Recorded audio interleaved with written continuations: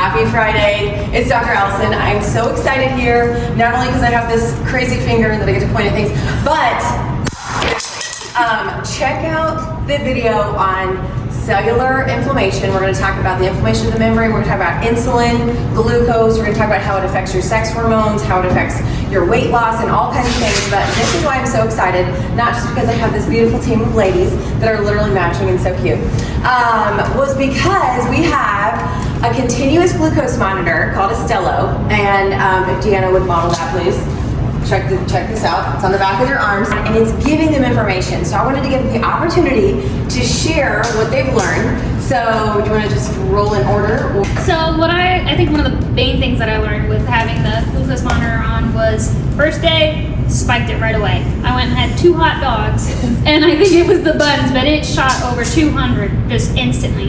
And then so I kind of switched white bread with sourdough, and that instantly half the spike. It did still spike a little bit, but a lot less. And the other part was that I kind of learned my favorite food was one of the worst ones to spike. Pizza. I couldn't believe it. And so that was the one that spiked and stayed. We went down and back up, down and back up. It slowly went further down, but it didn't drop as the other ones did.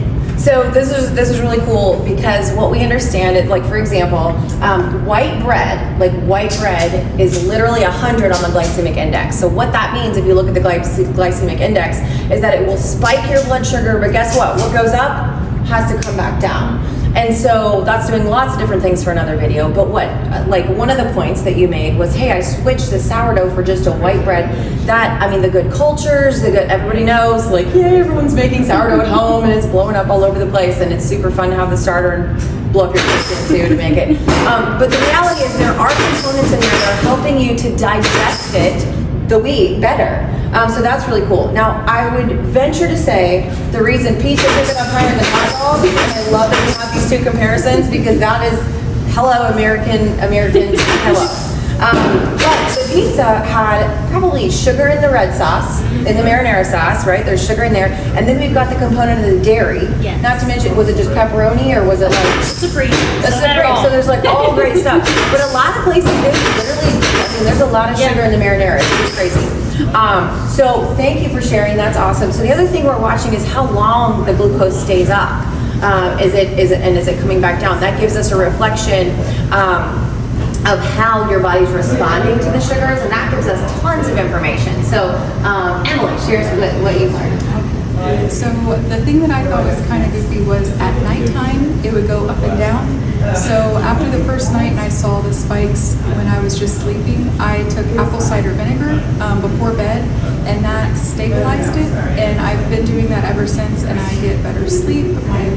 My little line just stays solid, and that's been kind of a cool find. So I love this because people talk about apple cider vinegar. There's videos, oh, you should take this, you should take this. But when we have a tool that is physically showing us how that is making a change in our body, that's why I just get so wound up when we have tools and like hacking devices into like what our body really is doing, because there's so much information out there. Like everyone's telling you to drink something. If you drink everything, you'd be doing nothing but every 5 minutes. It's obnoxious. So apple cider vinegar though is an amazing choice, especially if you eat a high carb meal.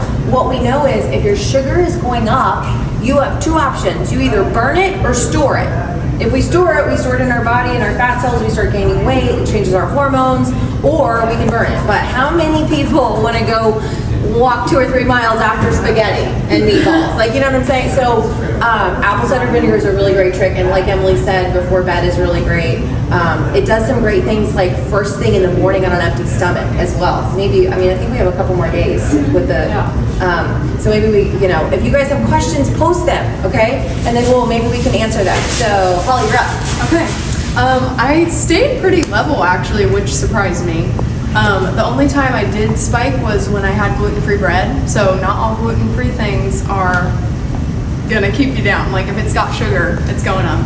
And then what surprised me the most was the drops that I had. So like after I would eat, it would spike a little bit, but then it would go down. So that's all. So that could be interesting, and we can.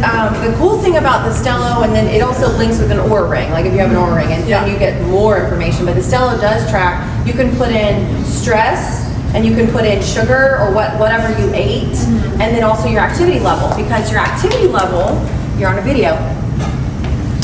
Your activity level can spike it, and we like. I don't know if anyone's going to talk about stress, but we'll okay, yes, bring it home with the stress. So I noticed that at night, when I have a stressful event, specifically like right before bed, I always have some weird anxiety before bed, and I will notice that my glucose monitor always spikes at that time when I'm experiencing the stress before bed. So I thought that was really interesting. This is beautiful. You guys, like, I'm just so proud and excited. We got like all the things right here. Go ahead. My please. question was also, Raise is your hand. like the anxiety causing the glucose dump, or is the glucose dump causing the anxiety, like when it spikes? So here's the deal, and we're gonna hold me to this. We're gonna do a whole stress talk about zebras, okay? But the reality is, when your body is stressed, it mobilizes glucose because your body's gonna need it. Like you're entering the fight or flight mode, and your muscles, like you're about to run from a lion, like when we put it in animalistic like terms. And so that's what's happening. The stress is spiking the glucose. So this is really like, it's an amazing tool. It's something you can order at home. We can post the link. And there's a lot of different companies too. This was just the one that we used because it was easy access. It was $99 for 30 days, which everybody kind of split it up. Everybody's only doing 14 days, which is really cool. But stress, activity, and what you eat can spike that glucose. And again, it just gives us information. So right now we're figuring out how to, because you can do a report and then you can share it with your provider. Maybe we can break down those reports together at some point. So thanks for staying tuned.